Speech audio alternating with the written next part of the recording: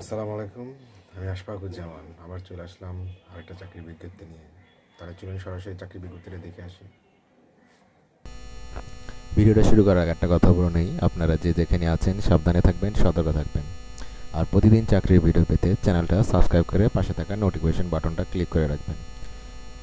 আজকে যে জব বিজ্ঞপ্তির কথা বলবো সেটা নিয়ে মানে আমি অনেকগুলো কমেন্টে এই চাকরিটার বিজ্ঞপ্তি সম্পর্কে যাতে আমি একটা ভিডিও দিই, এই জন্য অনেকে এটা ভিডিওটা করতে বলছেন, তাই আর কি এই উদ্দেশ্যে করা। তবে এটা এই জবের এটা মাত্র 2টা পদ, তো আমি ভাবছিলাম যে আরও কয়েকটা পদ যদি তারা বাড়ায়, তো আমি সেই জব সার্কুলারটা নিয়ে আর কি কথা বলতে চাইছিলাম। তারপর আমি এটা নিয়ে আপনাদের সাথে একটু কথা বলে দিই এবং ফুল ডিটেলস আমি আমার ভিডিও ডিসক্রিপশনে দিয়ে দিব, একটা লিঙ্ক দিব, ওইখান থেকে দেখে নিন। আর এই বিজ্ঞপ্তিটা আপনারা যেহেতু বিজ্ঞপ্তিটা কোন বিজ্ঞপ্তি সেটা তো বলা হয় না, এটা হচ্ছে fire service and civil defence, মানে ফায়ার সার্ভিসে জব সার্কুলার এটা, ঠিক আছে।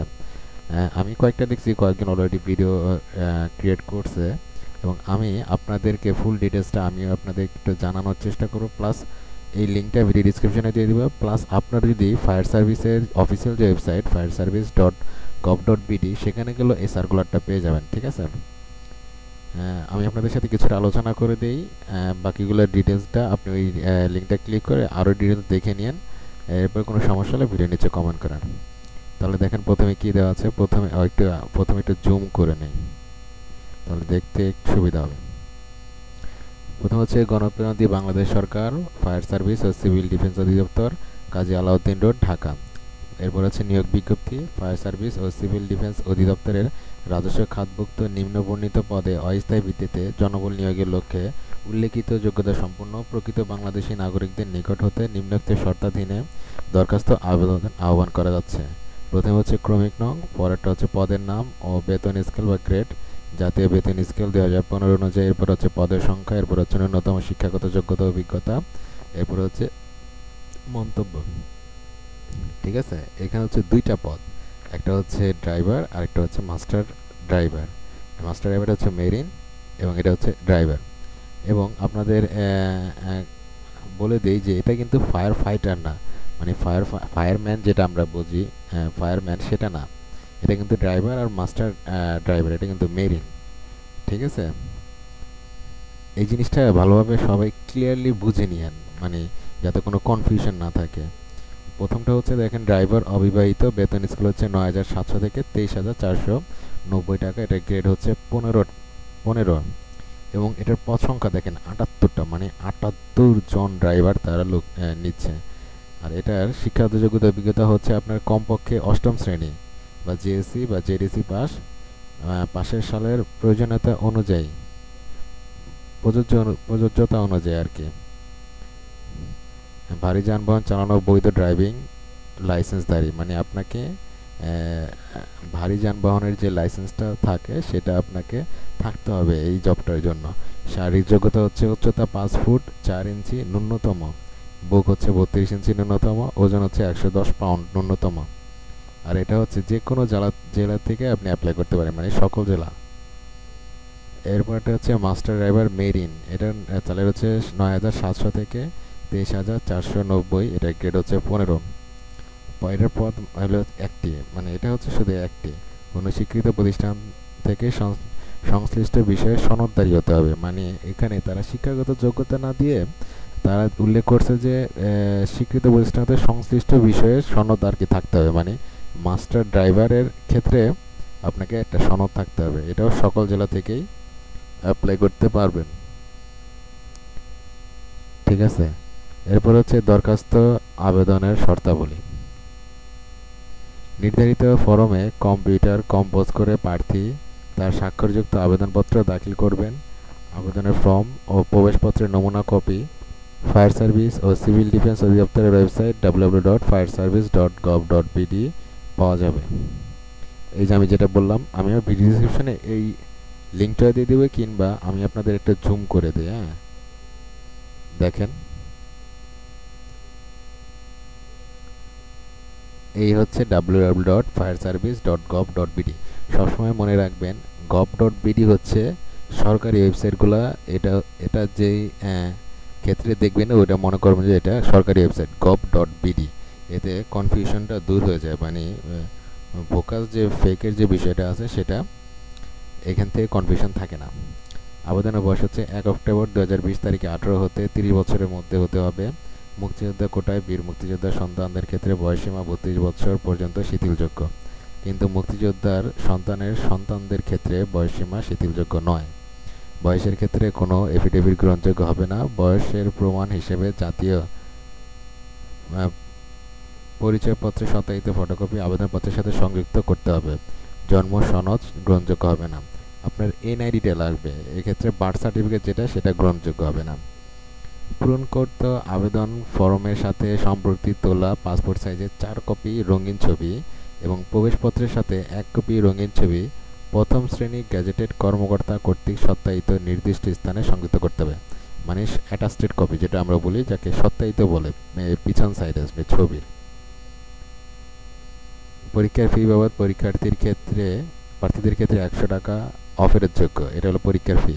মহাপরিচালক ফায়ার সার্ভিস ও সিভিল ডিফেন্স অধিদপ্তর ঢাকা এর অনুকূলে 173610000 থেকে 2031 কোড নম্বরে ট্রেজারি চালানের মাধ্যমে বাংলাদেশ ব্যাংক সোনালী ব্যাংকের ট্রেজারি শাখায় জমা করে ট্রেজারি চালানের মূল copy, postal order, bank draft বা পে অর্ডার গ্রহণযোগ্য নয়। এবং ড্রাইভার পদে প্রার্থীদের ক্ষেত্রে বৈধ ড্রাইভিং লাইসেন্সের স্পষ্ট সত্যায়িত ফটোকপি আবেদনপত্রের সাথে সংযুক্ত করতে হবে। আবেদনকারী যে কোটায় আবেদন করবেন বা আবেদনপত্রে উল্লেখ করতে হবে, যেমন এতিম, মুক্তিযোদ্ধা, আনসার, ভিডিপি, ক্ষুদ্র ও নৃতাত্ত্বিক জনগোষ্ঠী। এতিম প্রার্থীদের বেলায় রেজিস্টার্ড এতিমখানার নিবাসী হতে হবে এবং এতিমখানার নিবাসী সনদপত্র সংশ্লিষ্ট কর্তৃপক্ষ কর্তৃক প্রদত্ত হতে হবে। প্রার্থীগণকে পূরণকৃত আবেদন ফর্ম ও প্রবেশপত্রের কপি, ছবিসহ পরীক্ষার ফি বাবদ জমাকৃত ট্রেজারি চালানের মূল কপি, বৈধ ড্রাইভিং লাইসেন্সের মূল কপি এবং জাতীয় পরিচয়পত্র ঢাকা, চট্টগ্রাম, ময়মনসিংহ ও রংপুর বিভাগে প্রার্থীগণ আগামী 7/11/2020 তারিখে রোজ শনিবার সকাল 8টায় এবং রাজশাহী, খুলনা, বরিশাল ও সিলেট বিভাগে প্রার্থীগণ আগামী 8/1/2020 তারিখ রোজ রবিবার সকাল 8টায় ফায়ার সার্ভিস ও সিভিল ডিফেন্স মাঠ, পূর্বাচল, রূপগঞ্জ, নারায়ণগঞ্জ, কুড়িল বিশ্ব রোড হতে আনুমানিক 7 কিলোমিটার পূর্ব দিকে 300 ফুট রাস্তা সংলগ্ন নীলা মার্কেটের বিপরীতে উপস্থিত হতে হবে। ড্রাইভিং লাইসেন্স ও কাগজপত্র যাচাই সঠিক পাওয়া গেলে শারীরিক যোগ্যতা যাচাই ও গ্যারেজ টেস্ট পরীক্ষায় গ্রহণ করা হবে। কেবল গ্যারেজ টেস্ট পরীক্ষায় উত্তীর্ণ প্রার্থীকে রোড টেস্টে অংশগ্রহণের অনুমতিপত্র প্রদান করা হবে এবং মাস্টার ড্রাইভার পদের প্রার্থীদের কাগজপত্র যাচাইয়ের সঠিক পাওয়া গেলে পরবর্তী পরীক্ষায় অংশগ্রহণের অনুমতিপত্র প্রদান করা হবে।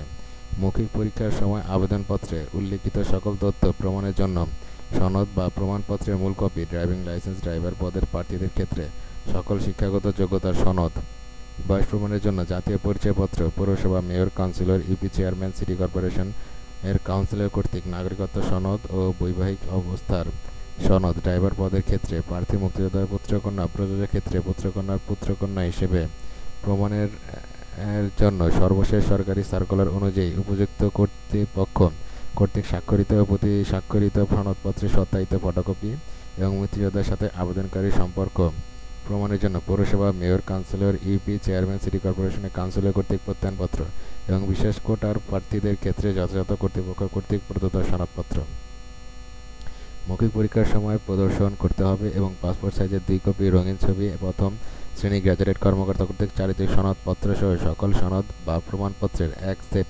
ফটোকপি প্রথম শ্রেণী গ্র্যাজুয়েট কর্মকর্তা কর্তৃক সত্যায়িত করে মৌখিক পরীক্ষার দিন জমা দিতে হবে। সত্যায়নের ক্ষেত্রে অবশ্যই সত্যায়নকারী কর্মকর্তার সুস্পষ্ট নাম ও পদবি সম্বলিত সিল থাকতে হবে। স্পষ্ট ত্রুটিপূর্ণ অসম্পূর্ণ আবেদন বাতিল বলে গণ্য হবে। সরকারি, আধা সরকারি, স্বায়ত্তশাসিত প্রতিষ্ঠানে কর্মরত প্রার্থীদের যথাযথ কর্তৃপক্ষের অনুমতি সাপেক্ষে আবেদন করতে হবে এবং তাদের জন্য বয়সসীমা শিথিলযোগ্য নয়। কোনো তথ্য গোপন করে বা ভুল তথ্য প্রদান করে স্থায়ী ঠিকানা, দাখিলক্ষেত্র, সনদপত্র, আবেদনপত্রে উল্লিখিত অন্যান্য তথ্য, কোটা প্রমাণের তথ্যাদি চাকরিতে নিয়োগপ্রাপ্ত হলে এবং পরবর্তীতে যে কোনো সময় প্রমাণিত হলে সংশ্লিষ্ট প্রার্থীর নিয়োগাদেশ বাতিল করা হবে এবং তার বিরুদ্ধে আইনানুগ ব্যবস্থা গ্রহণ করা হবে। আবেদনকারীকে তার অর্জিত সকল শিক্ষাগত যোগ্যতা আবেদনপত্রে উল্লেখ করতে হবে। অর্জিত শিক্ষাগত যোগ্যতা গোপন রেখে পরবর্তীতে তার পদোন্নতি বা অন্য কোনো প্রকার সুবিধা দাবি করলে তা গ্রহণযোগ্য হবে না। নিয়োগপ্রাপ্তগণ ডাক্তারি স্বাস্থ্য পরীক্ষা অযোগ্য ঘোষিত হলে ডোপিং টেস্ট রিপোর্টে সন্তোষজনক না হলে নিয়োগ আদেশ বাতিল বলে গণ্য হবে। নিয়োগের ক্ষেত্রে চলমান সরকারি বিধিবিধান ও নিয়োগ বিধি মোতাবেক সকল কোটা অনুসরণপূর্বক নিয়োগ করা হবে। প্রার্থীদের নির্বাচনী পরীক্ষায় অংশগ্রহণের জন্য কোনো প্রকার টিএডিএ প্রদান করা হবে না। পদ সংখ্যা হ্রাস, বৃদ্ধি, আবেদনপত্র গ্রহণ, বাতিল ও সংরক্ষণ সহ নিয়োগ বিজ্ঞপ্তির যে কোনো অংশ পরিবর্তন ও সংশোধনের ক্ষমতা কর্তৃপক্ষ সংরক্ষণ করেন এবং নিয়োগ প্রদানের ক্ষেত্রে কর্তৃপক্ষের সিদ্ধান্তই চূড়ান্ত বলে গণ্য হবে। এ বিষয়ে কোনো আপত্তি উত্থাপন করা যাবে না। এটা হচ্ছে মোহাম্মদ হাবিবুর রহমান, পরিচালক প্রশাসন, অর্থ ও সভাপতি, বিনিয়োগ বিভাগীয় নিয়োগ কমিটি। এবং এই পরে যেটা, এটা হচ্ছে চাকরির আবেদন ফর্ম, এটা হচ্ছে সেই ফর্মটা, ঠিক আছে। অধিদপ্তরে এই পদ মানে দুইটা পদ না, যে পদে সে পদের নাম দিবেন, তারপর এই যে নামটা, এইগুলা আমার মনে হয় সবাই জানেন মোটামুটি, হ্যাঁ ঠিক আছে। এটা হচ্ছে ফর্মটা, আর এটা হচ্ছে আপনার প্রবেশপত্র। এখানে দেখেন দুইটার জন্য দুইটা প্রবেশপত্র, দুইটা ফর্ম আছে, এই যে দেখেন, ঠিক আছে। এবং নিচেরটাও দেখেন, এটা আরেকটা ফর্ম। এটা হচ্ছে এই প্রবেশপত্রটা, এটা মাস্টার ড্রাইভার, মেরিন পদ, আর ওইটা হলো শুধু ড্রাইভার একটা, ঠিক আছে। এই ডিটেলসগুলো আপনারা দেখে নিন, এখান থেকে ডাউনলোড করতে পারবেন। ওই যে ওয়েবসাইটের অ্যাড্রেসটা আমি বলে দিলাম, সেখানে গেলে এটা ডাউনলোড করে তারপর অ্যাপ্লাই করতে পারেন, ঠিক আছে। মোটামুটি A to Z, একদম A to Z আমি সব বলে দিছি। এরপর সমস্যা হলে ভিডিও নিচে কমেন্ট করেন, আমি যতটুকু জানি জানার চেষ্টা করব। আর কোন জব সম্পর্কে আপনারা ভিডিও পেতে চান সেটাও জানান, আমি যতটুকু পারি আমি চেষ্টা করব সেই ধরনের ভিডিও আপনাদের জন্য তৈরি করে দেওয়ার জন্য। তাহলে আজকে এই পর্যন্তই, ভালো থাকবেন, আল্লাহ হাফেজ।